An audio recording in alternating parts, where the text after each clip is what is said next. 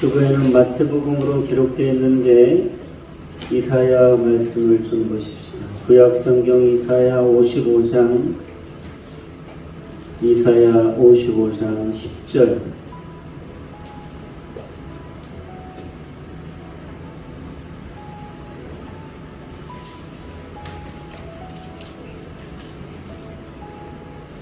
이사야 55장 10절 말씀입니다.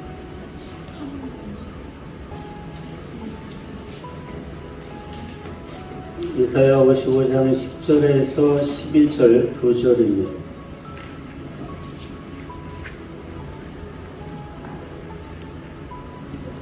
이는 비와 눈이 하늘로부터 내려서 그리로 되돌아가지 아니하고 땅을 적시어서 소출이 나게 하며 싹이 나게 하여 파종하는 자에게는 종자를 주며 먹는 자에게는 양식을 준과 같이 내 입에서 나가는 말도 이와 같이 헛되이 내게로 되돌아오지 아니하고 나의 기뻐하는 뜻을 이루며 내가 보낸 일에 형통함이니라. 함께 한 번 더 읽어서 마음에 새깁시다.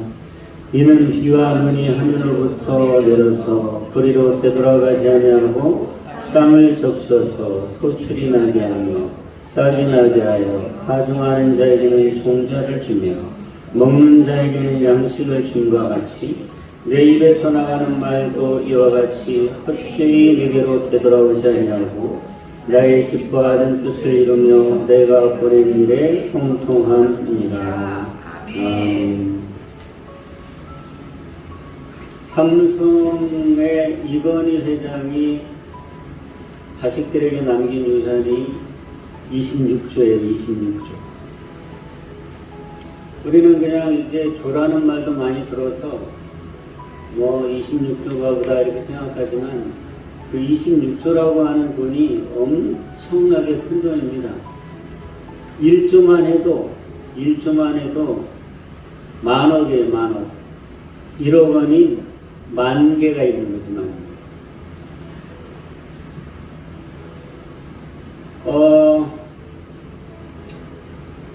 1조만 해도 정말 큰 돈이에요. 1조만 해도. 여러분 1조만 있으면은 평생 먹고 사는 것뿐만이 아니라 자기가 하고 싶은 거 다 해보고 자기가 하고 싶은 사업을 평생 해서 맨날 까먹고 맨날 망해도 남는 돈이에요. 그 정도로 많은 돈이에요. 1조라고 하는 돈이. 생각해 보세요. 1조 중에서 1,000억만 떼놔. 그러면 1,000억만 떼놔도 평생 먹고 살 수 있잖아요. 그죠? 100년을 산다 그러면은 1,000억이면은 1년에 몇 억을 쓸 수 있는 거야? 네? 10억을 쓸 수 있잖아요. 100년 산다 그래도. 1년에 10억이면은 하고 싶은 거 다 하고 시간 살잖아요. 1조 중에 1,000억만 떼서 그냥 내 삶을 위해서 보장해놓고 딱 뛰어나. 그리고 9,000억 가지고서 하고 싶은 거 다 해봐. 그냥 망해도 괜찮아. 왜냐면 망해도 1,000억이 있으니까. 9,000억을 가지고 하고 싶은 사업을 다 해서 죽을 때까지 망하고 이렇게 해도 남는 돈이. 또 다른 방법으로 이야기를 하면 1조를 그냥 은행에다 집어넣어. 그러면은 요즘에 이자가 얼마씩 있냐면은 3% 정도 예금부자 이자가 붙는다 그래도 1년이면은 1조를 예금하면은 이자가 300억이 나와. 300억. 그 중에서 이자세를 좀 떼고 나면 264억 정도가 남는다. 그러면 1조를 예금해 놓으면 1년에 264억이 이자로 남는 거예요. 그럼 한 달에 얼마 쓸 수 있는 거야? 264억을 12로 나눠봐. 월 한 20억 이상 쓰잖아요. 그러니 1조가 얼마나 큰 돈이에요. 그죠? 그런데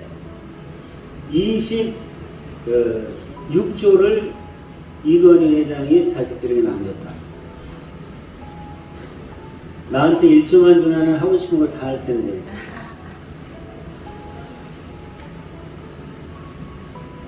그래서 뭐 들리는 말로, 예전에 들렸던 말로 하면은 그 26조 중에 세금이 40% 나간대. 12조가 세금 내고 16조는 이건희 회장이 26조로 그 자식들에게 물려준 그 금액 중에 7조가 부동산하고 예술품이, 나머지 19조가 삼성 계열사의 모든 이런 유산인데, 그 중에 이제 26조 중에 12조는 세금으로 내가지고 14조는 사회에 헌혈한다, 그럽디다. 지들이 안 쓰고. 그거 말고도 가진 게 많으니까. 응? 근데 우리 부모님은 나한테 얼마를 유산으로 주셨냐면은, 아직까지 유산으로 주신 게 하나도 없어. 그리고 동해리에 집이 있는데 요즘에 그 집을 팔려고 하니까 3천만 원도 안 된대. 3천만 원. 우리가 3남매인데 우리 아버지 어머니께서 그 집을 이제 유산으로 남겨놓으시면은 우리 형제들이 1,000만 원은 받을 수 있을 것 같아. 그런데 저는 그 1,000만 원도 생각 안 해요. 그러면은 이건희가 더 유산을 좋은 걸 남겼나, 우리 아버지 어머니가 더 좋은 걸 유산으로 남겼나 생각해보면 난 절대 이건희 회장 자녀들 부럽진 않아요. 그거 없어도 괜찮아. 그런데 여러분, 부모가 나한테 뭘 유산으로 남겨주는 게 제일 좋을까 한번 생각해 보셨어요? 또 하나, 내가 나중에 우리 자식들에게 어떤 걸 유산으로 남겨줄까? 어떤 게 제일 좋은 유산일까 생각해 보셨어요? 예수님. 예수님 믿는 믿음. 우리 권사님은 다 스탠다드예요. 아주 정답만 얘기하셔서.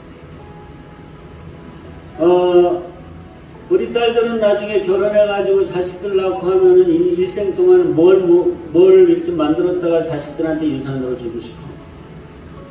응? 돈이야? 돈 얼마나 유산으로 주고 싶어? 자식들한테. 우리 선아는 자식들한테 뭘 유산으로 남기고 싶어? 아직 그 생각 해보지도 않았지? 응? 한이는 나중에 유산을 뭘 주고 싶니? 자식들한테. 아이고, 목사님, 지금 내 인생이 코가 석천이 무슨 자식들한테 남겨둘 유산을 지금 이야기하세요.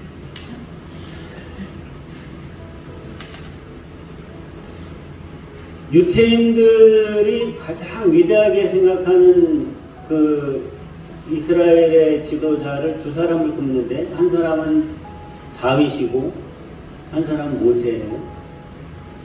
모세는 정말 굉장한 하나님의 종이었어요. 왜냐하면 애굽에서 자기 백성들이 전부 다 노예로 살았거든요. 여러분, 노예로 살고 있는 민족을 거기서 구출해서 40여 년의 여정을 인도해서 새로운 땅에 집어넣는다는 것은, 이거는 물론 하나님이 함께 하셨지만 사람으로 얘기하면 굉장한 지도자에 아무나 할 수 없는 거예요. 그런데 그 모세가 그렇게 이스라엘 백성을 적각거리 흐르는 가나안 땅 코앞에까지 인도하고는 거기서 죽었죠? 그런데 그 모세가 후계자인 여호수아한테 뭘 남겨주는 게 제일 좋았을까? 여러분, 자기 직전에 지도자나 리더십이 굉장히 훌륭한 사람이었으면은 그 가업이나 위협을 이어받는 사람은 너무너무 부담이 돼요. 내가 잘할 수 있을까? 뭐 어쩔까 이런 생각이 들었어요. 그러니까 여호수아가 얼마나 떨렸겠어요. 야, 모세께서 여기까지 인도하는 백성을 내가 어떻게 인도하지? 막 고민을 하고 있을 때에 하나님께서 모세가 가졌던 것을 다 여호수아에게 주시겠지만 그 중에서 여호수아 1장 8절에 보면 하나님께서 모세가 했던 일을 그대로 할 수 있는 것을 유산으로 여호수아에게 주신 게 뭐냐면은 무슨 지팡이를 주신 것도 아니고 무슨 군대를 주신 것도 아니고 그리고 무슨 대단한 능력을 주신 게 아니라 여호수아 1장 8절을 보면 잘 들어보세요. 이 율법책을 내 입에서 떠나지 말게 하고 주야로 그것을 묵상하고 그 안에 기록된 대로 다 지켜 행하라. 그리하면 내 길이 평탄하게 될 것이며 내가 형통하리라. 뭘 유산으로 주셨어? 읽어줬잖아. 뭘 유산으로 주셨어? 이 율법책을 내 입에서 떠나지 말게 하며 뭐가 유산이야? 하나님 말씀이 유산이야. 하나님 말씀이 유산이야. 아니 모세 같은 대단한 지도자의 뒤를 이어서 이스라엘 백성을 인도해야 되는데 무슨 대단한 군대를 주신 것도 아니고 싸움의 능력을 주신 것도 아니고 뭘 대단한 걸 주신 게 아니라 하나님의 말씀을 주셨다. 그거면 된다는 거예요. 여러분 내가 좀 전에 이스라엘 사람들이 제일 위대하게 생각하는 지도자가 둘이 있었는데 하나는 모세고 하나는 누구라 그랬어요? 예? 누구? 다윗. 다음부터 어른들은 좀 가만히 계셔보세요. 도대체 우리 애들이 나는 예배를 드릴 때 무슨 생각을 하고 있는지 모르겠어. 다윗. 오케이. 다윗. 근데 그 다윗도 너무너무 훌륭한 왕이었어요. 이스라엘이 다윗 이전에는 왕이 사울이 있었는데 그 사울이 사실은 이스라엘 민족이 이스라엘 나라가 세워진 왕이기 때문에 별스럽지 않은 왕이었거든요. 근데 그때에 이스라엘이 엉망이었던 것을 다윗이 왕이 돼가지고서 나라를 부강하게 만들고 힘이 세게 만들고 군대를 강하게 만들고 그 다음에 영토를 단단하게 해놓는 최고의 왕이라서 지금도 이스라엘 사람들은 자기들의 지도자 중에 누가 다윗 같은 대통령이 나왔으면 좋겠다 지금도 기다리거든요. 이스라엘 나라의 국기가 어떻게 생겼는지 아는 사람 설명해봐. 우리 딸들 중에 이스라엘 국기가 어떻게 생겼어? 흰색 바탕인가? 근데 별이 우리는 보통 별이 꼬다리가 몇 개짜리 별을 그리지? 우와 잘하네. 6개짜리 별인데 그게 삼각형을 2개를 이렇게 아래 위로 겹쳐놓은 모양이잖아요. 그 별이 누구 별인지 알아? 그 별이 다윗의 별. 그러니까 이스라엘 사람들은 지금도 다윗 때에 번성했던 그때를 그리워하는 거예요. 그런 나라가 됐으면 좋겠다는 거예요. 여러분 유태인들이 인류의 역사 중에 가장 많은 고난, 가장 처절한 고난을 당한 민족이 유태인들이거든요. 2차 세계대전 때 엄청난 고생을 했잖아요. 우리도 일본 놈들 때문에 진짜 고생을 많이 했는데 유태인들이 고생한 거에 비하면 진짜 3배의 피야. 그래서 이스라엘 민족은 지금도 그런 아픔을 가지고서 다윗 왕 때 같은 그런 시대를 꿈꾸며 다윗 같은 왕이 나오기를 바라는데 그 다윗이 죽을 때에 아들인 솔로몬을 불러다 놓고 유산으로 준 게 있어. 모세는 여호수아에게 뭘 유산으로 줬다고? 하나님의 율법책, 말씀을 줬다. 그럼 다윗은 유산으로 뭘 줬냐? 한번 성경 말씀 찾아보게 해요. 열왕기상 2장. 열왕기상 2장. 열왕기상 2장 1절에서 3절. 열왕기상 2장 1절은 수려, 2절은 한이, 3절은 수아. 이렇게 읽어보세요. 열왕기상 2장 1절은 수려, 2절은 한이, 3절은 수아. 찾아서 읽는데 그냥 읽지 말고 뜻을 생각하면서 읽은 다음에 내가 문제를 내볼 테니까 세 사람한테. 자, 한 절씩 시작.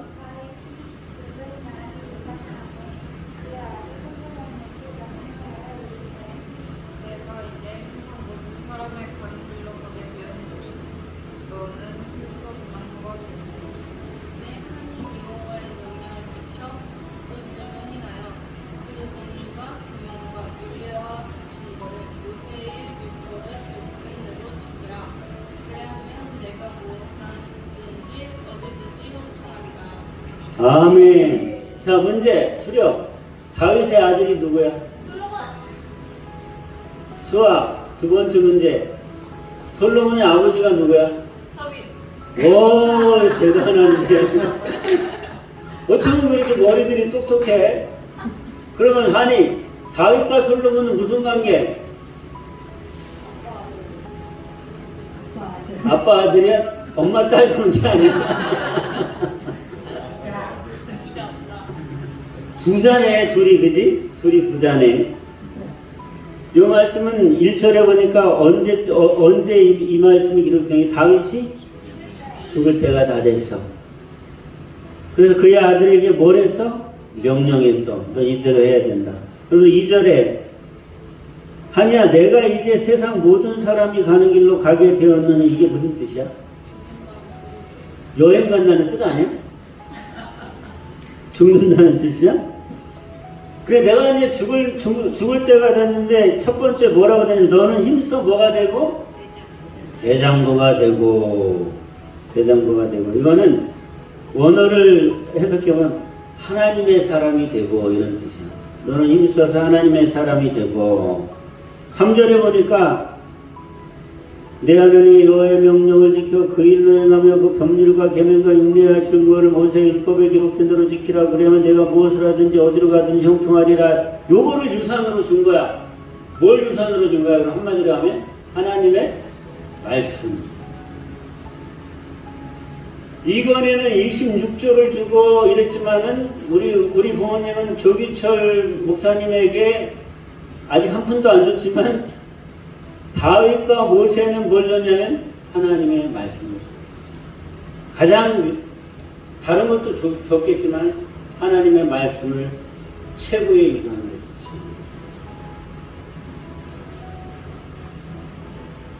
그럼 하나님의 말씀이 도대체 얼마나 능력이 있길래 그 하나님의 말씀을 유산으로 준 거냐면은 오늘 읽은 말씀에 보면은 아까 우리가 읽었죠. 이사야에 보면은 하나님의 말씀을 뭐라고 설명을 하냐면 하늘에서 비가 오지요. 하늘에서 눈이 오죠. 하늘에서 비와 눈이 와서 땅을 적시면 나중에 이게 또 수증기가 돼서 어디로 올라가? 하늘로 올라가죠. 다시 또 하늘로 올라갔다가 때가 되면 구름이 돼가지고서 비가 돼서 내리죠. 눈이 돼서 오죠. 또 땅을 적셔서 다시 또 올라가.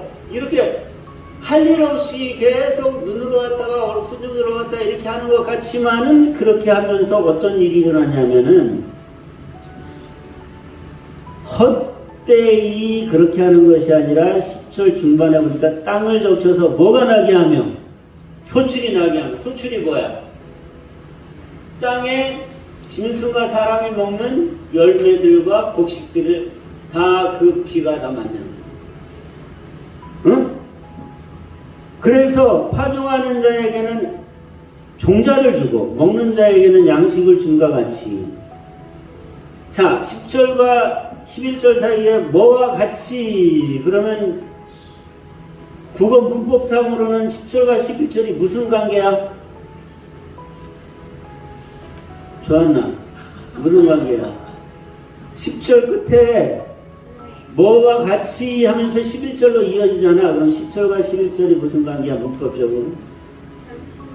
잠시만요. 아니, 이사야서 55장 10절 아까 본문, 다른 데 찾느라 그랬구나. 이사야서 55장 10절과 11절에 보면 10절에 쭉 비눈을 설명하시면서 끝에 그렇게 함과 같이 11절에 뭐 한다 이러면은 10절과 11절이 무슨 관계냐고.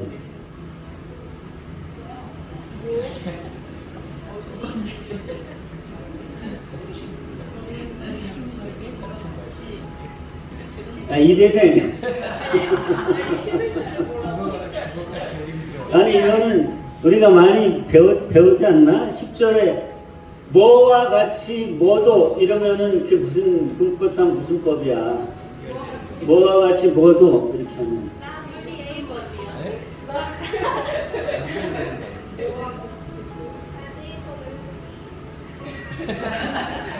지금 영어는 보러 가네. 아, 비유법이지. 직유법, 그렇지, 직유법. 오, 직유법. 뭐와 같이. 그러니까 앞에 거하고 뒤는 어떻게 연결되는 거야? 같아요. 같아요. 그러니까 눈과 비가 내려서는 헛되이 돌아가는 게 아니라 식물이 싹이 나게 하고 꽃이 피게 하고 곡식을 맺게 하고 열매를 맺게 해서 씨를 심는 자에게 종자를 주고 먹을 것을 주는 것 같이 하나님의 말씀도 우리가 읽으면 그냥 내 생각 속에 들어왔다가 그냥 빠져나가는 것 같지만은 그것이 우리가 하는 모든 일에 헛되이 돌아가지 않고 하나님이 기뻐하시는 뜻을 이루고 하나님께서 말씀하신 대로 모든 일이 형통하게 한다 이 뜻이에요. 어? 하나님의 말씀을 내가 자꾸 읽고 듣고 이렇게 하면 이게 귀로 들어와서 잠깐 기억에 남았다가 잊어버리고 없어지는 것 같지만 그냥 그렇게 헛되이 가는 것이 아니라 비가 눈이 내려서 그냥 올라가는 것 같지만은 식물들을 모두 열매를 맺게 하는 것처럼 우리의 삶에 형통한 열매를 맺게 하시는 게 하나님의 말씀입니다. 그 뜻이란 말이에요. 참 신기한 게 또 하나 있어. 목사님이 식물들을 키우잖아요. 이렇게 그죠? 그러다 보면은 얘를 잘 키우려고 물도 많이 주고 그 다음에 요 흙에다가 양분도 넣어가지고 양분도 빨아당기게 하고 이렇게 하는데 그렇게 잘해줘도 우리 교회가 이렇게 바깥에 내놓지를 못하니까는 얘네들이 시들시들해서 죽을 때가 많아요. 그래서 계속해서 얘네들을 어디다 갖다 놔야 되냐면은 햇빛이 비치는 데다 갖다 놔요. 근데 햇빛이 사실은 빛이 별거 아닌 것 같아도 햇빛이 없으면 얘네들이 못 살아요. 그치? 빛이 꼭 있어야 얘네들이 살아. 그것도 이런 형광불빛 말고 무슨 빛? 태양빛이 있어야 얘네들이 살아. 근데 요한복음 1장에 보면 태초에 말씀이 계셨다. 그게 예수님입니다. 그렇게 말씀하시죠. 근데 그분 안에 빛이 있대. 그 빛이 누구 빛이냐면 하나님의 빛이에요. 하나님의 우리를 향한 얼굴빛.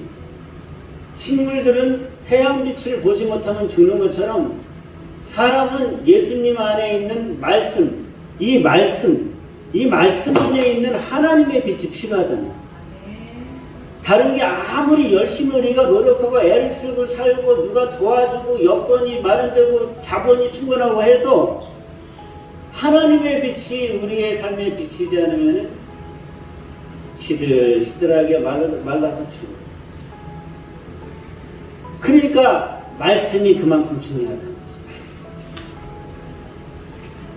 그러니까 말씀 우리가 읽는 것이 별거 아닌 것 같아도 이 말씀이 우리 안에 아무것도 없던 세상에 하나님께서 말씀으로 빛이 있으라, 꽃이 생겨라, 동물이 생겨라, 새가 생겨라, 별들이 생겨라 이렇게 말씀하실 때 창조가 이루어졌던 것처럼 우리가 지금 가진 게 아무것도 없고 이루어진 게 아무것도 없어도 하나님의 말씀이 나한테 계속 들어왔다 나오고 들어왔다 나오고 들어갔다 나오고 들어갔다 나오고 들어갔다 나왔다고 하면 그것이 내 삶의 형통한 열매를 만들어내는 태양빛과 같은 비와 같은 그런 역할을 하는 게 하나님 말씀이다. 그러니까 일만 열심히 하면 안 돼. 말씀이 필요해. 공부만 열심히 하면 안 돼. 말씀이 필요해. 연애만 열심히 하면 안 돼. 말씀이 필요해. 그래야 행복한 가정이 돼. 응? 연애만 열심히 하면 안 된다고! 말씀이 필요하단 말이야. 말씀이 필요해. 이 새 놈들아.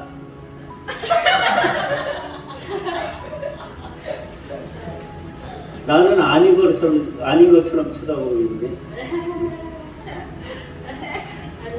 뭐 지금 남자친구하고 뭐 사귀는 게 결혼까지 생각하며 사귀는 건 아니지만 어쨌든 간에 말씀이 필요하다. 반드시 예수 안 믿는 수컷들은 전도를 해서 말씀이 들어가게 해야 돼. 알았지? 아멘. 알았냐?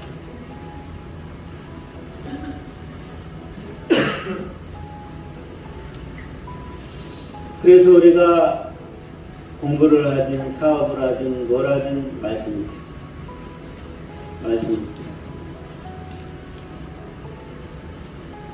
오늘 읽은 말씀 되게 중요해요.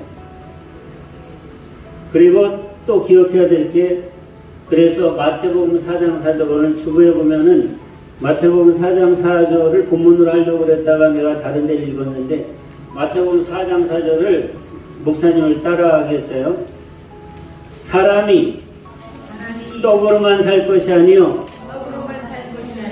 하나님의 입으로부터 나오는 모든 말씀으로 살 것이라. 사람이 뭘로 산다고? 하나님의 입에서 나오시는 말씀으로. 누가 하신 말일까요? 이게 예수님께서 하십니다.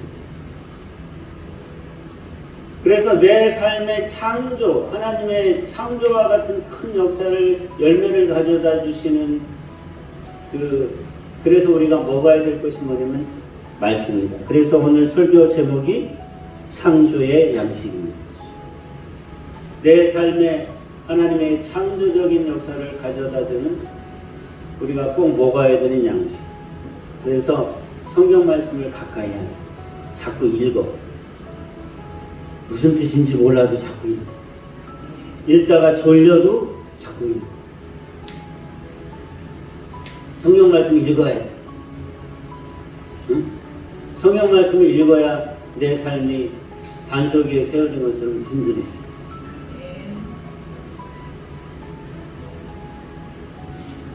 성경책을 사서 들고 다니든지 핸드폰에다가 성경 앱을 꼭 깔든지. 핸드폰에 성경 앱 다 있어? 다 있긴 한데 안 열어보지? 맨날 유튜브만 열어보지. 열어봅니까? 아마도.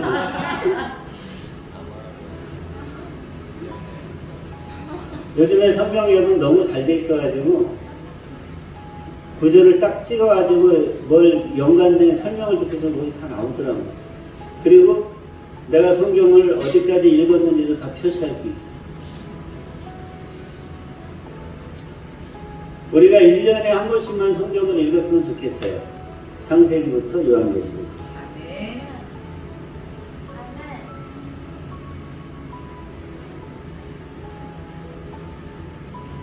1년에 성경을 한 번씩만 읽자.